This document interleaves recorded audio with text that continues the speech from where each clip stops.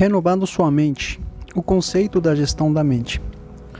Depois que você vem a Cristo, Deus lhe dá novas maneiras de pensar sobre Ele, sobre o céu, sobre você mesmo, sobre suas circunstâncias, o mundo ao seu redor e a vida em geral. Ele lhe dá novas informações e mostra como se deve relacionar com outras pessoas. É por isso que as Escrituras nos dizem em Romanos capítulo 12, versículo 2: Sede transformados pela renovação da vossa mente. Em outras palavras, não haja como o resto do mundo, mas seja transformado, transfigurado, renovando sua mente, mudando sua maneira de pensar, aceitando ou mesmo introduzindo os pensamentos e opiniões de Deus, trocando suas ideias pelas ideias de Deus e aprendendo a pensar e a falar como Ele é. Mas você não pode apenas pensar como Deus, a menos que tenha o material certo para pensar, que é a sua palavra.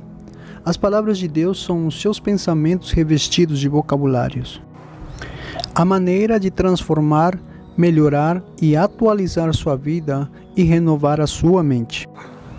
Deus nos mostrou que podemos influenciar nossos pensamentos para nos tornarmos mais produtivos, bem-sucedidos e prósperos. Você pode gerenciar sua mente e trazer excelência, grandeza, sucesso e prosperidade. Essa é a sua responsabilidade e Deus espera que você faça isso. A Bíblia nos faz entender como é importante administrar nossas mentes. Não determina apenas o caráter da sua personalidade, mas os resultados que você pode obter e a qualidade da sua vida. Portanto, caros irmãos, rogo-vos pelas misericórdias de Deus, que apresenteis o vosso corpo como um sacrifício vivo, santo e agradável a Deus, que é o vosso culto espiritual. E não vos amoldeis ao sistema deste mundo, mas sede transformados pela renovação das vossas mentes, para que experimenteis qual seja a boa, agradável e perfeita vontade de Deus. Romanos capítulo 12, versículo 1 e 2. Você quer transformar a sua vida? Você quer ter uma melhor qualidade de vida? Bem, Paulo diz a você aqui pelo Espírito que a maneira de transformar, melhorar e atualizar sua vida é renovando a sua mente. Denominei esse princípio espiritual de a gestão da mente. Refere-se ao conceito de reorganizar ou reprogramar sua mente com a palavra de Deus e alinhar seu pensamento, percepções e mentalidade sobre Deus, outras pessoas, o mundo e sobre você mesmo com a sua palavra. Se Deus está dizendo para você ser transformado pela renovação da sua mente, significa que Ele está deixando você saber que é você quem deve fazer isso acontecer. Ele está te instruindo a fazer isso porque Ele colocou a habilidade dentro de você. Você é a expressão da sua mente. Quem você é hoje é o resultado da sua mente. Sua personalidade é a expressão do conteúdo e do funcionamento da sua mente. A Bíblia diz em Provérbios 27:3 que o que um homem pensa em seu coração, assim ele é. Sua vida é a totalidade da sua personalidade. Como você vive, o que você faz, o caráter das suas palavras são a expressão da sua mente. Agora, Deus mostrou que você pode controlar a sua mente. Isso significa que você pode trabalhar em sua mente e mudar seu conteúdo. E essa mudança aparecerá em seu caráter e nos resultados que você terá na vida. Aumente o seu valor. Administrar sua mente é o princípio básico para aumentar o seu valor, multiplicar seu sucesso, melhorar seu estado. É assim aumentar seu patrimônio. Às vezes você pode ter tentado tanto e feito tudo o que pensava que sabia fazer sobre alguma coisa sem muito sucesso. O que mais você pode fazer? Bem, por que você não começa com o gerenciamento da sua mente? Você consegue administrar sua mente de maneira diferente em relação a essa situação? Você pode acessar seu disco rígido mental para ver quais arquivos você precisa excluir e os novos que você precisa baixar e instalar? Sim, você pode e deve. Você pode tornar sua vida mais feliz e muito mais gratificante, fazendo as mudanças certas na estrutura do seu pensamento. Estabelecemos um ponto importante aqui. Você pode transformar sua vida mudando sua maneira de pensar, ou seja, renovando ou gerenciando sua mente. Mas antes de nos aprofundarmos no conteúdo da mente e como renová-la, vamos estabelecer uma compreensão da própria mente. Entendendo a mente. Por mais que a mente humana tenha sido explorada e discutida, ela ainda precisa ser descoberta em laboratório ou revelada por meio de experimentação científica. Na verdade, a compreensão da mente não é algo que nem mesmo os melhores cientistas, médicos, historiadores ou filósofos do mundo possam dar, pois, na sua melhor explicação sobre a mente, são apenas hipóteses e especulações. Isso porque a mente é uma entidade espiritual intangível, e somente a palavra de Deus pode lançar a melhor luz nele. Hebreus capítulo 4, versículo 12 nos diz: Porquanto a palavra de Deus é viva e eficaz, mais cortante que qualquer espada de 2 gumes, capaz de penetrar até o ponto de dividir a alma e o espírito, juntas e médulas, e é sensível para perceber os pensamentos e intenções do coração. Isso é algo que a mente comum não pode fazer ou dar a você. É necessário a revelação da palavra de Deus por meio do poder do Espírito Santo para fazer essas distinções conhecidas entre a alma e o espírito. Então vamos começar com uma definição simples da mente. A mente é a faculdade de raciocínio do homem e pensamentos. Possui o poder de imaginação, reconhecimento e apreciação e é responsável por processar sentimentos e emoções, resultando em atitudes e ações. Existem algumas palavras-chave nesta definição, a primeira delas sendo pensamentos. Pensamentos é a criação, recordação, revisão e processamento de imagens para significado, razão, linguagem e expressão. Isso significa que você pode criar, recuperar, revisar e processar imagens para obter significado. Em outras palavras, você pode dar sentido às imagens que obtém. Você também pode processar essas imagens por razão, linguagem e expressão. Tudo isso ocorre na sua mente. Quando seus olhos focalizam uma imagem, é sua mente que interpreta essa imagem. É aí que você realmente vê. Se sua mente não consegue interpretar, não importa qual seja a imagem, ela não fará sentido para você. Por exemplo, se você tiver um livro árabe para ler e sua mente não foi treinada para entender as letras árabes, elas ficarão irreconhecíveis para você. Sua primeira surpresa será que as palavras são escritas de direita para a esquerda. Ao estudar este assunto, seja no Antigo ou no Novo Testamento, você descobrirá que várias palavras são usadas alternadamente para se referir à mente ou às suas atividades. Os exemplos são pensamento, raciocínio, imaginação, pensamento e inclinação. Às vezes, você vai ler uma escritura em uma versão da Bíblia onde a palavra pensamento é usada, mas outras versões expressam a mesma palavra como raciocínio. A mente é uma entidade espiritual intangível e só a palavra de Deus pode dar a melhor luz sobre ela. Você também encontrará as palavras mente, alma e coração sendo substituídas umas pelas outras. Mas a mente não é o coração e o coração não é a alma. Às vezes alma, coração, o homem oculto do coração e o espírito são usados para descrever homem interior, que compreende o espírito humano e sua alma. Mas todas essas são apenas expressões genéricas do homem interior, que você encontrará sendo usadas. como sinônimos em todas as Escrituras. E eles são apenas uma fração do vasto número de sinônimos que são usados para expressar o fenômeno da mente e suas atividades. Portanto, para entender melhor a mente, você precisa ter uma compreensão clara da definição e descrição das Escrituras da pessoa humana. O homem exterior e o homem interior. O homem, principalmente, tem uma natureza dupla. O homem exterior é o homem interior. Em 2 Coríntios capítulo 4, versículo 16, Paulo distingue claramente entre esses dois quando diz: por isso não desfalecemos, mas embora nosso homem externo pereça, ainda assim o homem interior é renovado dia a dia. Ele claramente nos deixa saber que existe um homem exterior e existe um homem interior.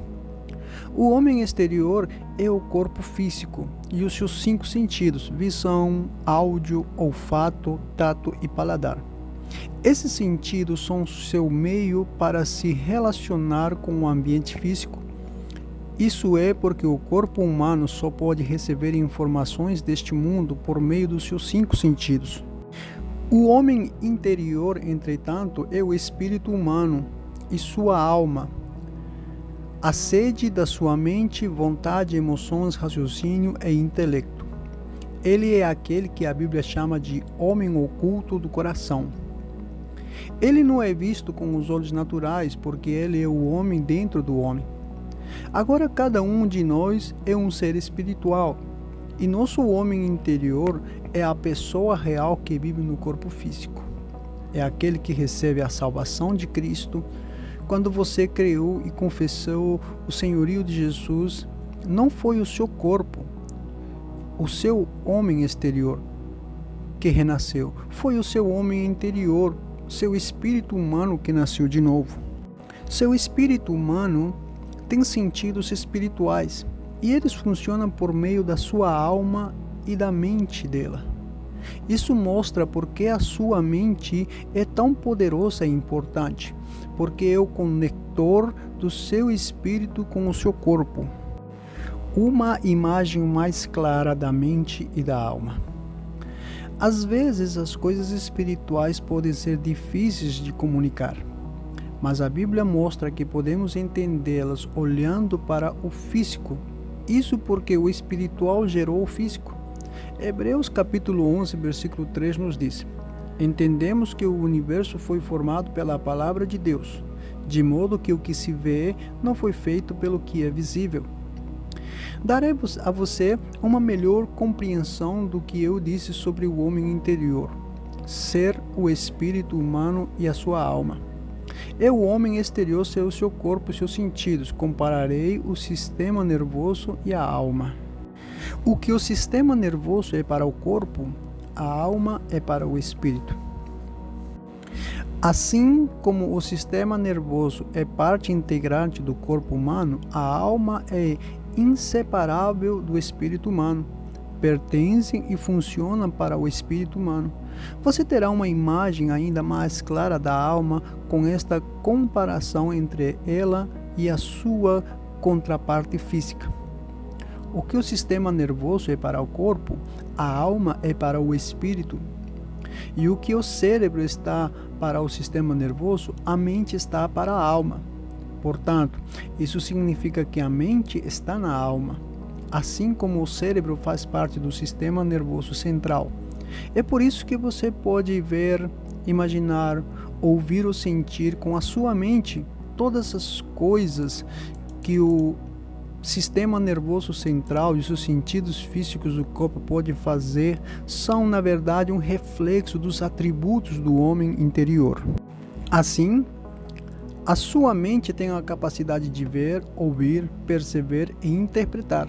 Mesmo que você não consiga localizá-lo fisicamente em seu corpo, ele reside em sua alma e é uma entidade espiritual.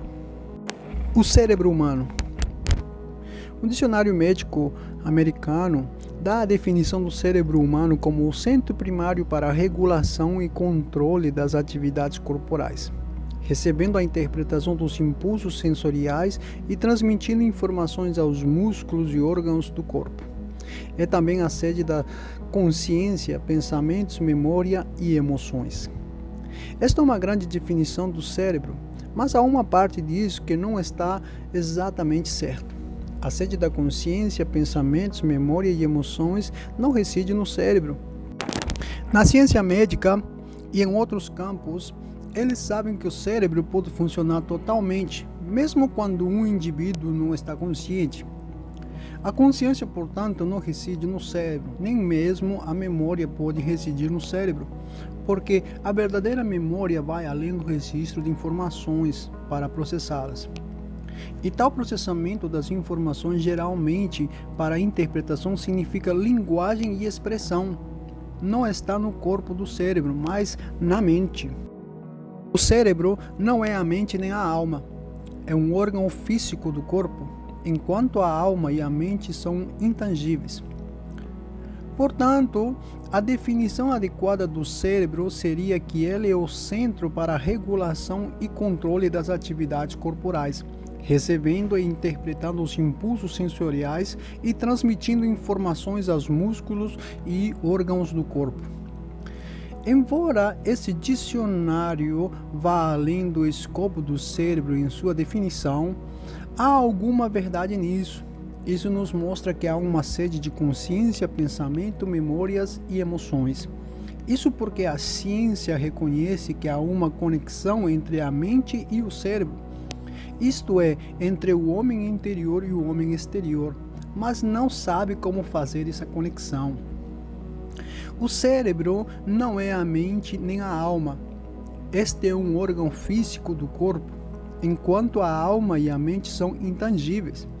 No entanto, o sistema nervoso central do corpo, o cérebro, é a medula espinhal, trabalham em conjunto com a mente para a consciência, cognição e expressão ideias. Esses dois, o sistema nervoso central e a mente, são em última análise responsáveis pelo caráter de um homem. Esta é a conexão entre a mente e o cérebro e como eles funcionam juntos. Educando o homem interior. A mente é capaz de receber e processar informações do homem exterior e seus sentidos, bem como o homem interior e seus sentidos espirituais. É o conector do homem físico ou exterior e do homem espiritual ou interior, dando assim ao homem seu verdadeiro caráter. A mente é, em última análise, responsável pelas atitudes e ações do homem. A melhor educação do mundo é uma tentativa de informar, refinar e desenvolver a mente por meio dos sentidos do homem exterior. Isso é o que mais e mais longe até as melhores escolas e universidades podem chegar. A educação da mente através dos sentidos.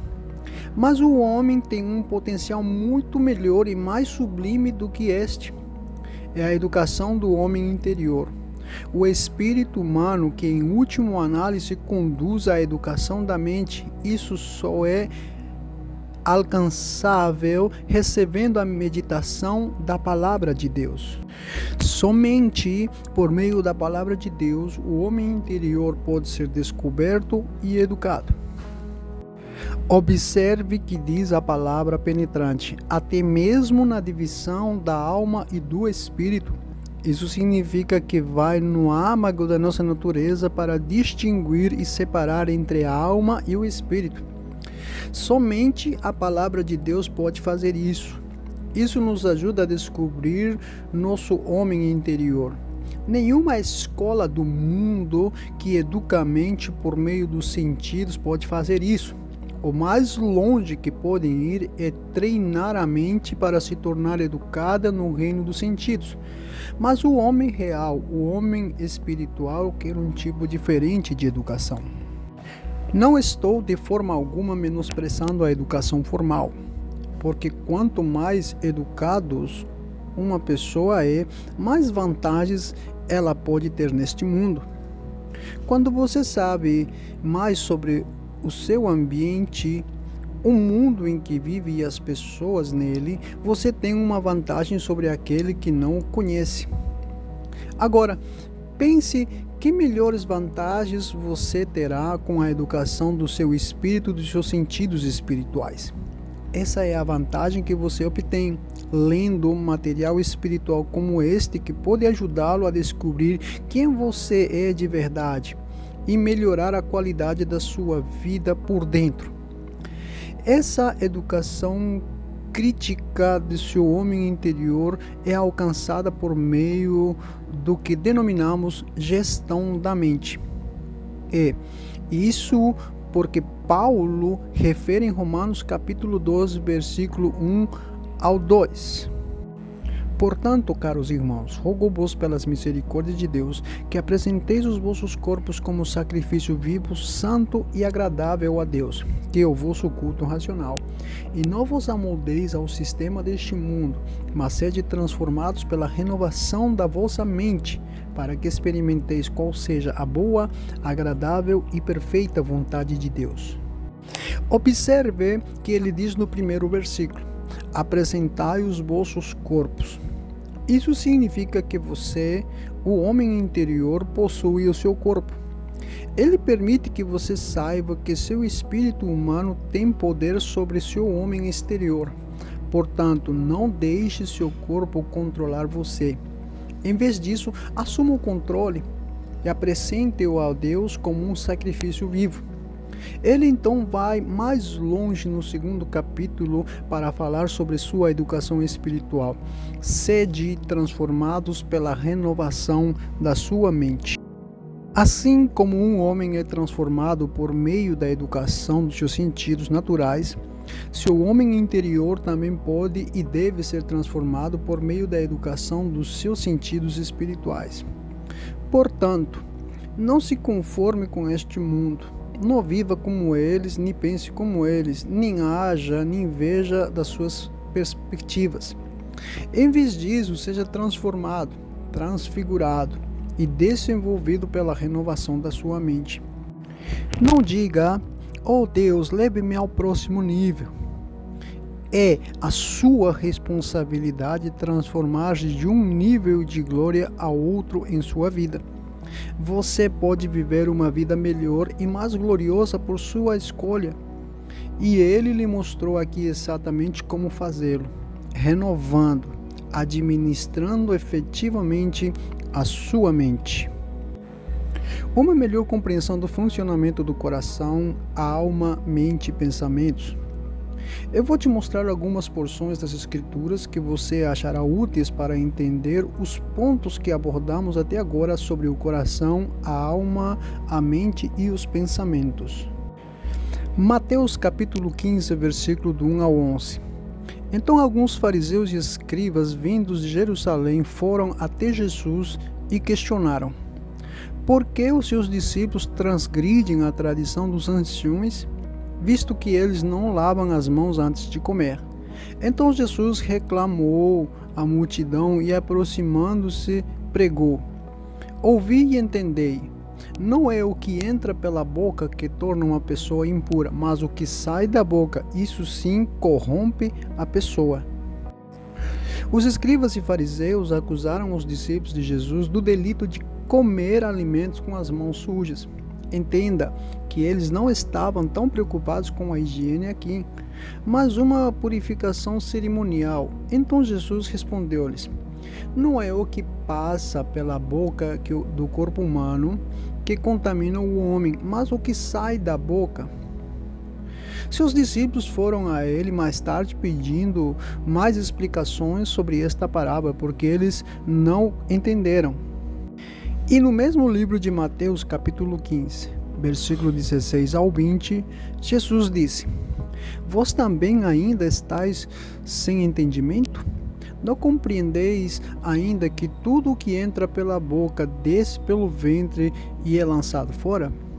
Mas o que sai da boca procede do coração.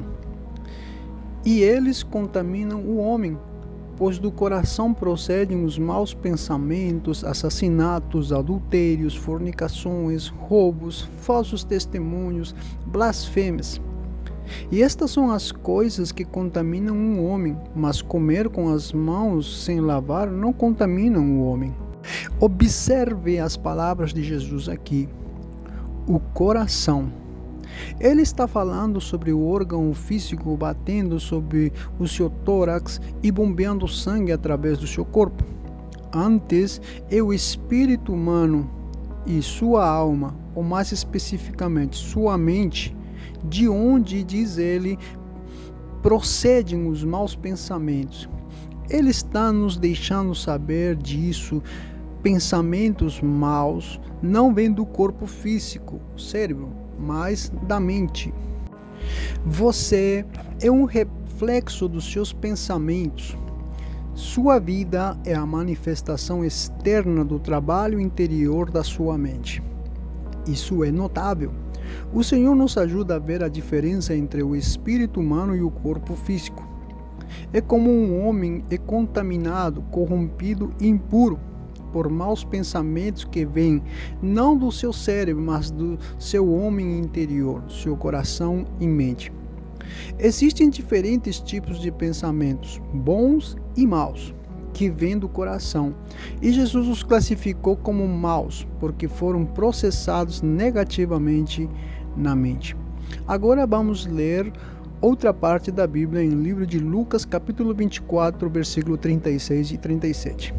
E aconteceu que, estando ainda conversando sobre esses fatos, o próprio Jesus apareceu entre eles e lhes saudou: paz seja convosco.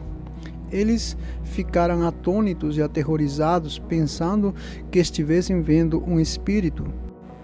Isso foi depois da crucificação e ressurreição de Jesus.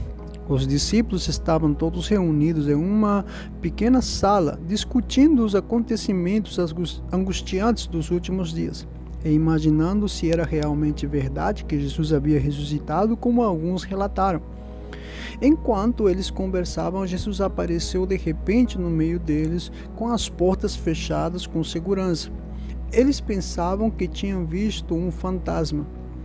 E, rapaz, eles estavam apavorados. Então Jesus disse-lhes: todavia ele lhes exortou: por que estáis apavorados? E por qual motivo sobem dúvidas ao vosso coração?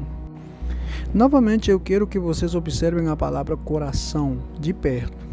Lembre-se que eu disse a você que as palavras coração, alma e mente são usadas alternadamente nas Escrituras. Vamos ler a tradução da NVI e ver como este versículo é rediferenciado. Por que vocês estão preocupados ou por que dúvidas aumentam em sua mente? Dessa vez os tradutores usaram corretamente a palavra mente no lugar de coração. Jesus disse aos seus discípulos que iria ressuscitar dos mortos. Então eles ouviram uma testemunha ocular relatar que o viram vivo após sua crucificação, mas ainda estavam em dúvida. Então o próprio homem apareceu bem no meio deles, mas eles olharam para ele e ainda duvidaram, pensando: deve ser um fantasma. A resposta de Jesus a eles foi tão bonita, ajudando-nos a compreender algo sobre a dúvida e a mente. Ele perguntou a eles: por que esses pensamentos de dúvida? Por que esses pensamentos de dúvida na sua mente? Deixando-nos saber que a dúvida é um tipo de pensamento que se forma na mente. Observe algo aqui sobre como a mente funciona. Quando Jesus apareceu aos seus discípulos, eles pensaram que tinham visto um fantasma e eles estavam morrendo de medo. Esses homens, obviamente, tinham ouvido algumas histórias aterrorizantes sobre fantasmas. Ele deve ter ouvido que fantasmas são espíritos dos mortos que não foram para o seu lugar de descanso e estão vagando pela terra, embora tenham passado para o reino espiritual. Os discípulos devem ter aprendido sobre a realidade dos fantasmas. Mas você sabe, as pessoas muitas vezes têm medo do que não entendem ou de coisas além do seu controle. Nesse caso, os discípulos tinham medo de fantasmas, embora nunca tivessem visto um antes. Eles não sabem o que era fantasma, além do que ouviram sobre eles. Agora eles pensaram que tinham visto um e quase desmaiaram de medo. No entanto, não foi um fantasma que eles viram, mas foi o Senhor Jesus, aquele que eles conheceram e com que integraram nos últimos 3 anos.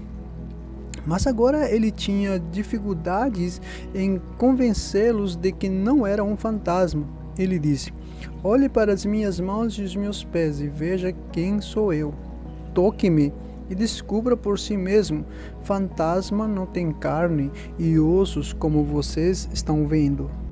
E para provar ainda àqueles que estavam duvidando, ele perguntou-lhes: vocês têm algo para comer? E em resposta, eles lhe deram um pedaço de peixe assado. E ele pegou e comeu enquanto eles assistiam. Quando o viram comer normalmente dessa maneira, perceberam que era realmente o Mestre que havia ressuscitado dos mortos. De onde vem o medo? Por que os discípulos de Jesus estavam com tanto medo em primeiro lugar? Se o medo vinha da informação anterior errada e negativa que haviam recebido sobre fantasmas. Essa informação comunicou medo em seus corações. O medo já residia dentro deles, e quando Jesus apareceu, seus arquivos do medo foram abertos e eles manifestaram medo. Entenda isso. O que ouvimos, as informações que recebemos podem produzir fé ou medo em nós. Pode gerar fraquezas ou força. O medo não existe por si mesmo, vem como resultado de informações. No próximo capítulo, iremos adiante para ver os padrões de referência com os quais o caráter e a qualidade dos seus pensamentos são medidos. Paulo nos deu aquela bela lista em Filipenses 4:8. E a nossa responsabilidade é estudá-la e ajustar nosso pensamento ao padrão de Deus.